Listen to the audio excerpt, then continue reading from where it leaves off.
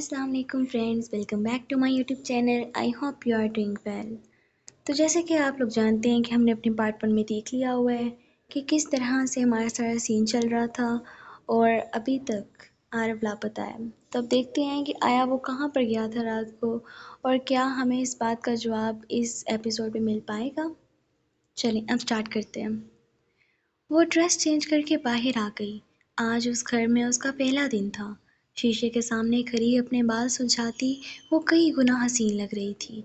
फिर बाल हल्के गीले थे तो ड्रायर से सुलझाने लगी। फिर तैयार होने लगी। साथ ही बहुत से सवाल उसके जहन में डेरा डाले बैठे थे। सीढ़ियों से नीचे उतरते वो किसी अप्सरा से कम नहीं लग रही थी। रहीला बेगम ने उसे देखा जो नीचे उतरती ध्यान से सीढ़ियों की तरफ मतवज्जा थी। एक हाथ से अपने बाल पीछे करती दूसरे से रैकिंग पकड़ी आहिस्ता आहिस्ता नीचे आ रही थी। अब वो रहीला बेगम के बिल्कुल सामने थी। उन्होंने अनाया को देखा तो वो डार्क ब्लू कलर के सूट में मलबूस थी जिस पर भारी काम वाला दुपट्टा था, जबकि सूट रेशम की तारों से तैयार शुदा बड़ा नफीस लग रहा था। ब्राउन रंग के कंधों तक आते गहरे घने सीधे बाल उसकी पर्सनैलिटी को मजीद उभार रहे थे। लाइट मेकअप और छोटा सा सोने का सेट और हाथ में पहना शोहर का तोहफा उसकी सादगी की अक्कासी कर रहा था। उसे कोई भी देखता तो दिल हार देता। माशाल्लाह माशाल्लाह, आज तो मेरी बहू बहुत सुंदर लग रही है। अल्लाह नजरे बद से बचाए, आमीन। शादी का बड़ा रूप आया है, खुदा तुम्हें ऐसे ही हंसते हुए रखे। रहीला बेगम प्यार करती उसे अपने साथ डाइनिंग टेबल पर ले आई। वहाँ सब मौजूद थे, आर्यान, खदीजा और अख्तर साहब। सब ने उसे देखा तो तारीफ किए बिना न रह सके। फिर वो भी शुक्रिया कहते उनके साथ ब्रेकफास्ट करने लगी। खाना खाते सब खामोश थे, किसी को समझ नहीं आ रहा था क्या कहा जाए। तभी आर्यान कहता है, भाभी आप हमेशा ऐसा ही करती हैं।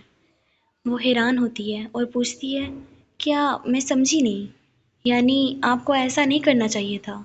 वहाँ सब बैठे सोच में पड़ जाते हैं और अनाया को देखने लगते हैं कि वो इस बात का जवाब देगी, लेकिन वो क्या कहती वो कुछ समझ ही नहीं पा रही थी। उसके चेहरे पर 12 बजे देखकर आर्यान ने कहा, आप इतनी प्यारी हर बार ना लगा करें, नाजुक दिल वाले हैं हमारे भाई। ये बात सुनकर सब हंसने लगे। आर्यान ने कहा, रिलैक्स भाभी, आई एम जस्ट किडिंग। तभी राहिला बेगम ने कहा कि बदमाश, अब भाभी को तंग किया तो मार खाएगा।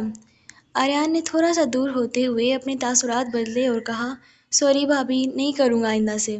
सब खाने से फारिग होकर जब अपने अपने काम करने डाइनिंग रूम से चले गए तब रहीला बेगम ने पूछा कि आरव कहाँ है। तब सब थे तो पूछना सही नहीं लगा। मामा, वो एक्चुअली मैं भी यही कोशिश कर रही थी पूछने की कि वो कहाँ पर हैं। क्या?